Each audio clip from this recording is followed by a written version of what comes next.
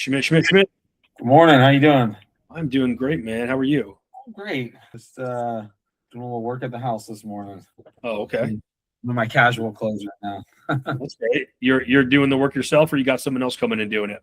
Both. I can't do any work. I tried stringing up fucking lights. I almost had to commit suicide. I was like, I can't do this. I can't do anything, dude. Like nothing.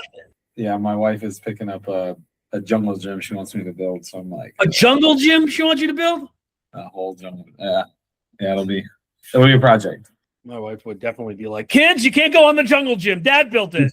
Right. I heard a joke a few years ago, and I can't get it out of my head ever, which is pirate walks into a bar with a steering wheel on his lap, and the bartender said, "What do you got the steering wheel on your lap for?" And he goes, "I don't know, but it's driving me nuts."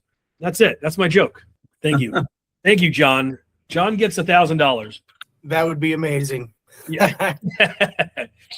All right. Sweet. Last week, we had some of you guys in here. Some of you guys we didn't. I really want to go over this one more time, and I want to talk about this in terms of the format of a call. What should your call be? Okay. So this is any general sales interaction, let's say, with the person. So there's, hey, how you doing? By the way, before we jump in, here's kind of a quick thing of what it is that we do. Why are we actually on the call? Here's what I'm hearing. Can I give you some advice based on what I'm hearing? Anyways, here's what we offer. Do you like it? Do you want to buy it? Okay. Now, the part we talked about last week, and I want to bring up again, is there are two aha moments that the client must have. Aha moment number one is, holy shit, this guy totally gets me. And aha moment number two is, oh shit, this guy totally gets my problem. Okay. And I want to bring this to you. So, okay. I'm looking around my room trying to come up with an analogy or a thing here. So I want to sell you guys sheets. And you guys know, because all my TikTok or whatever else, I understand what your job is in sales and like what your life is like. Okay. So let's assume you like that. And if then I was like, yeah, and I totally get it. You want to get a nice night's sleep. That'd be great. We have these sheets that are made of linen.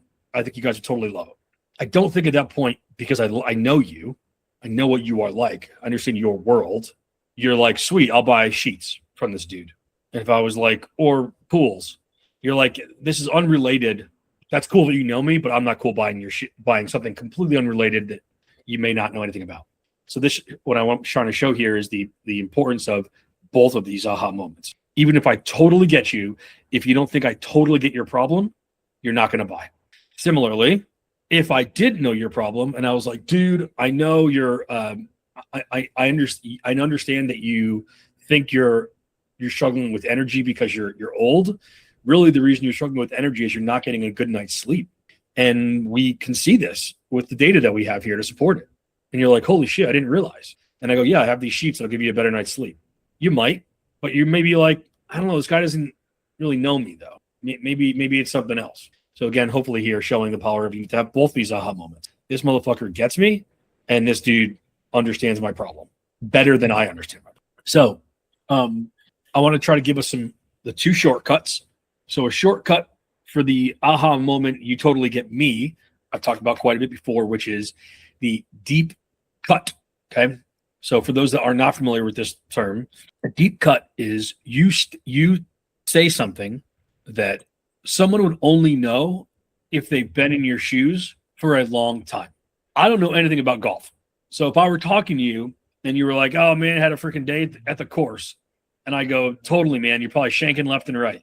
You might be like, well, no, that's not what happened. In fact, shanking doesn't go to the right. That would be pulling or some other term I don't know. And so you're immediately going to go, this guy doesn't know what the fuck he's talking about. But if I were to say, if you were to say, forget the golf thing because I don't know anything about golf.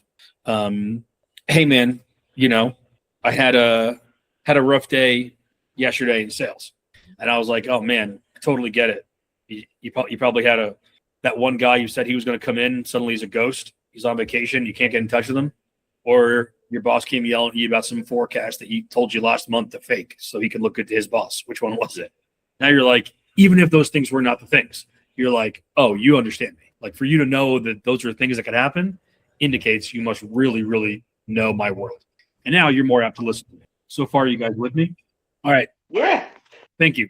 So what I'm talking about here is my to-do for you, and I want to take maybe a minute of awkward silence to do this, is write down a deep cut, a statement you could make to somebody that you would only know that to be true if you've been in their shoes before. But it needs to be real specific. And the prompt I'd give you is someone says, X is going bad. Hey, yeah, my roof's not going well, or sales aren't where they need to be, or time tracking's not going well. Something mildly related to what it is that you guys do. And then I want you to respond with like, totally get it.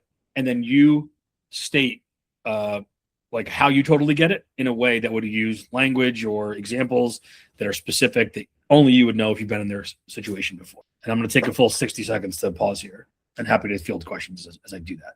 But I want you guys to write that down or think about it at least and memorize it. All right. Do you guys have one, or I hope you do? A deep cut. Would someone mind throwing me an example of what they wrote?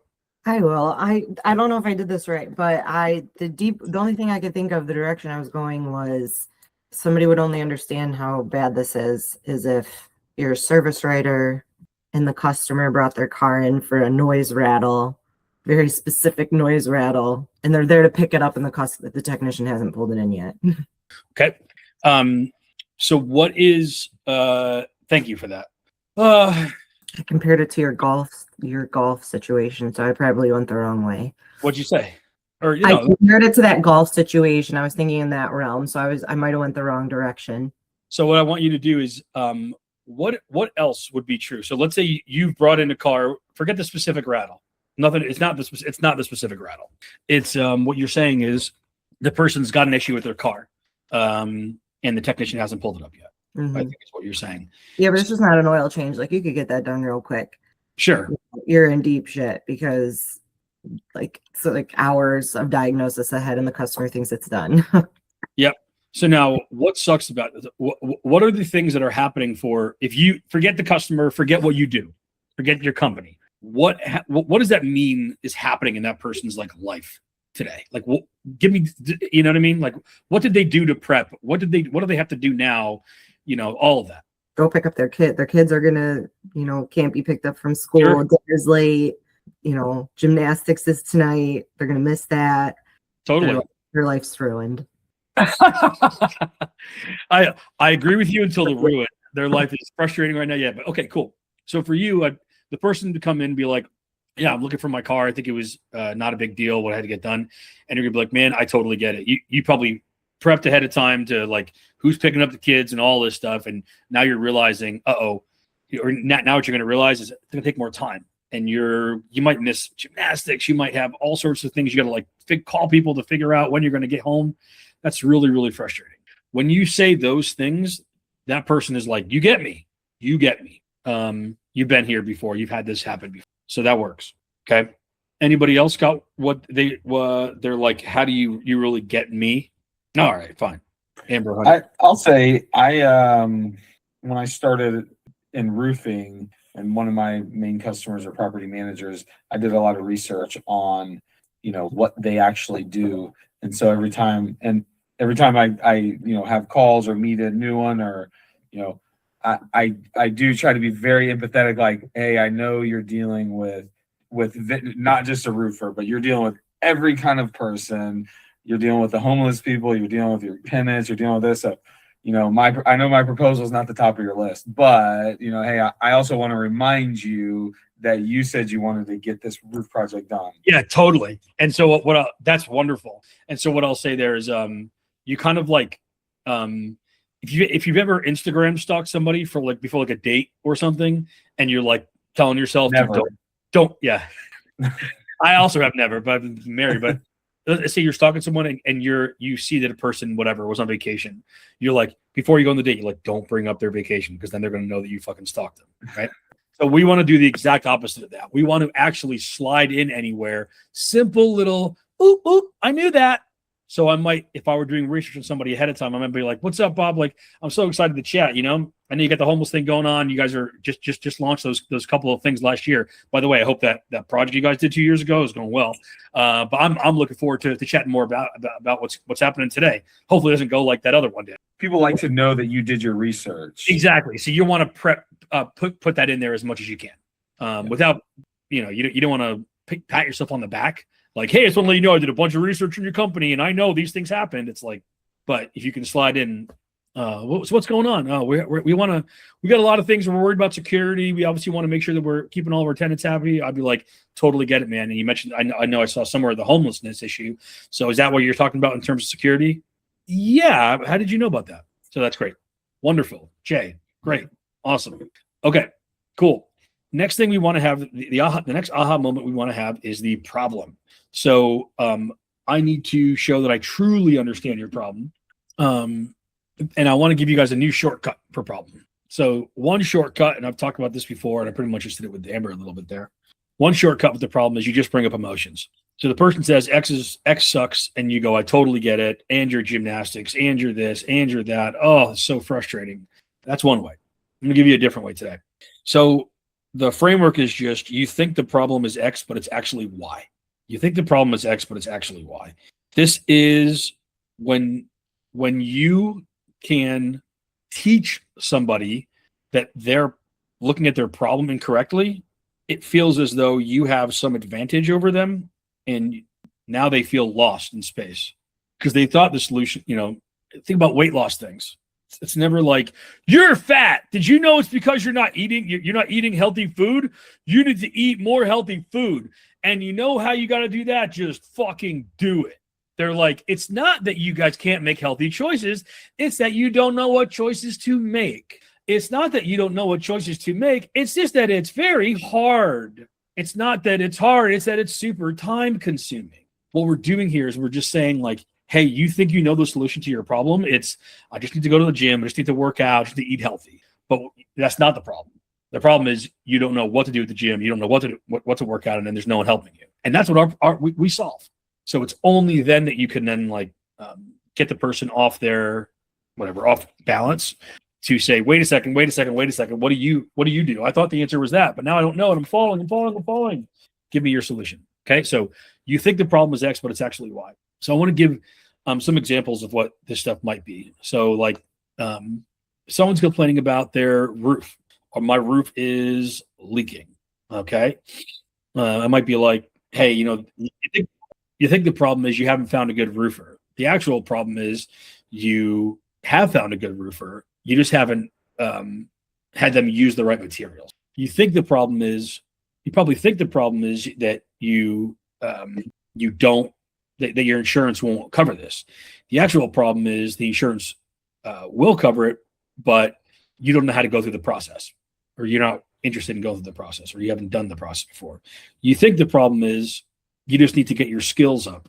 The actual problem is you don't have anybody to talk to about the nuance of each of your deals, not the general skills of sales. You think the problem is your car needs an oil change. The actual problem is your car needs a true tune-up. You think the problem is your team is not doing what they should be doing. The actual problem is nobody's tracking whether they are or are not. Okay, so you think the problem, and that's it. So yeah, you think you have this problem, and the actual problem is this. Okay, so happy to answer any questions on this. However, I want to do another 60-second thing here on you guys writing down what is the thing that people typically think is the problem. So they have some solution today to whatever. So like you sell some software that makes proposals faster. They are able to make proposals today, but they're open to talking with you because it takes too long or it's too annoying. So they think the problem is it takes too long. They think the problem is it's too annoying. They think the problem is they don't have enough time to do whatever they got to do. But what would you guys say is the actual problem? And the actual problem needs to be something that ultimately comes back to you. So for example, I sell a membership, and in the membership, there's templates to do things quickly, time with me to ask questions about nuance, and training for skills. So if someone's like, yeah, I haven't been able to get to the next level, I'll be like, you think the problem is probably you don't know the right person, or you're not ready for the next level, or maybe you don't have enough skills to get to the next level. The actual problem is the only way you get to the next level is if you have a way to do things quickly and you have someone to help walk you through that. So if you're missing someone to walk you through that and you can't talk to your boss, that's why this is never going to work, no matter how better your skills get. Fuck, for real? Yeah, man, that's it. Yeah, if I were McDonald's, I'd be like, you think your problem is you're hungry? Your actual problem is you're hungry right now and you don't want to get out of the car.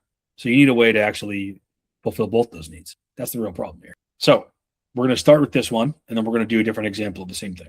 When you take 60 seconds, don't worry, I'm not going to ask you afterwards, so no one's in trouble, to think, what do they think is the problem, and what do you feel like is the actual problem as it relates to you?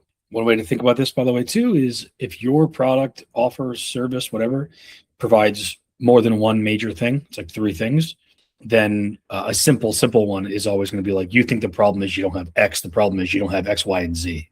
You need all 3 of these things to like make these things happen for you. Or you think your problem is what X solves. The real problem you're having is what Y solves. So for example, for me, I might be like, hey, you think you have a skill problem. You actually have a time problem. It's not that your skills aren't good. It's that you don't have the time. You don't have time to do what you got to do. Hi, I'm Mike Mancy. I sell templates. So it can either be like you don't have all 3 of these things, or and you need them all combined, or you don't have a solution to what Y or Z solves. You only have a solution for what X solves. Okay. Now I'm going to pressure you guys to do one other version of this. Now, what I want to do is I want you to create an identity, a name for these people who have that problem. So if I were selling some like fat loss pill, I would be like, hey, like if you're the kind of person, we get it. Like you have a hard time picking out good foods, and going to the gym is really challenging. Even if you know what to do, it's not that you don't know what to do. It's that you're what we call UNO, an ultra knowledgeable obese. You're not a regular obese. Regular obese are people that don't know what to do. They won't do it. You guys do know what to do, and you won't do it. And for people that are UNOs, you guys actually work much better when you have a pill you could take. What this does is I'm creating in the first example, we're saying like, hey, you think X is the problem, but Y is not. I'm getting you off of your balance, and you're now reaching like, oh, I thought this was the problem. What is this? What is the actual problem? That's great.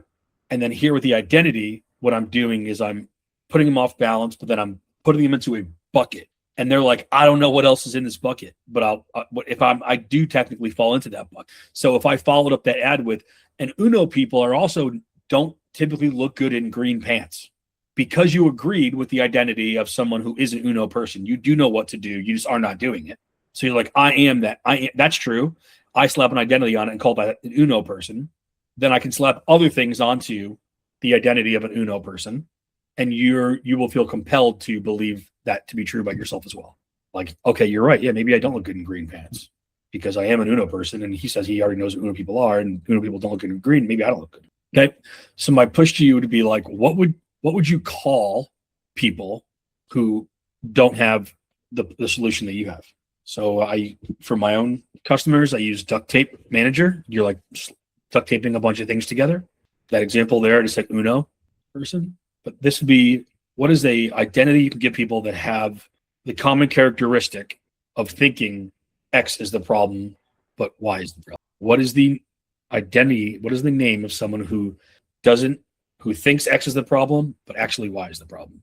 Any takers so far to tell me what you guys came up with for identity? It's kind of a tough one. Okay. So wrapping this up, where this goes is here. What's up? Here's what it is that, high level of what it is that we do. Let's dive into discovery. You're asking them questions, blah, blah, blah. And then like a doctor, you're going, okay, I figured it out. You think you have problem X. It's actually Y. And you're what I would call a UNO person. And you've probably tried to solve this with Z and X and H, but you need to solve this with A, B, and C. If that person in that moment has the aha feeling like, whoa, that's true. What you then say after that point will all seem inevitable to them because it's like this all falls into things that someone in my identity find true. Therefore, it must be true for me too. And I'll try to hammer this home with one thing here. We all have politics stuff, right? And isn't it weird that when something happens, you sort of think, if you never thought about that topic before, you have an opinion of it. And 6-7 times out of 10, the opinion that you have of that topic is also similar to whether you lean more liberal or you lean more conservative. And that continues to get exacerbated as you watch more TV or things. And it's like, whatever, this person from Fox News says that. And you're like, okay, I'm conservative. I align more with that. This person on MSNBC says this. Oh, okay. I align more with that. So now you start to that becomes more ingrained in your identity, even though you didn't have a fucking opinion about it. The same thing is true here. If I say to you, if I give you guys all an identity, then I can tie other things to that identity. And if you agree that is your identity from this one angle, I can add other things, and you will then be more apt to agree about them to be true for you as well. I hope this has been a really effective training. To me, this is the most important one. Please use this as much as a week. Hit me up anywhere you'd like. You have my email, just Mike@officialsalestips. If you don't, I'd love to answer any questions. Send me any call recordings, and let's ride. Have a great rest of your day, guys. I got a sales call to take. See you soon.